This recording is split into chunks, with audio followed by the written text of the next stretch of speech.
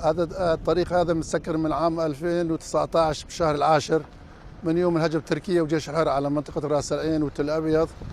وهاليوم من أمر من روسيا فتحوا لنا الطريق هذا، ونحن نشكر روسيا ونشكر الأخوان كل شيء ساهم فيه، وإن شاء الله يفتح على طول. وأنا من عين العرب، وصار لي فترة ما رحت على شفت على عين العرب، في لي قسم أولاد هناك بعين العرب. إن شاء الله هاليوم بدي أروح مسافة من هون لعين العرب، كنا نروح ساعتين ونص.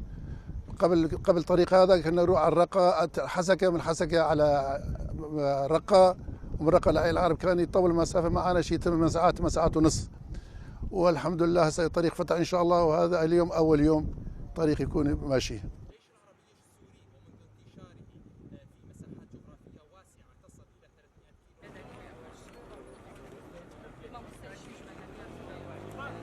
Данная акция проводится впервые и проходит она по сопровождению гражданского населения на своем личном автотранспорте от Тель-Тамра до Айнисы.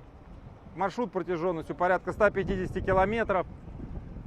Значит, достигли договоренность между турецкой стороной и сирийской стороной по сопровождению транспорта вдоль источника мира, где движение было до настоящего момента ограничено, вот, что будет способствовать развитию мирной жизни на сирийской земле.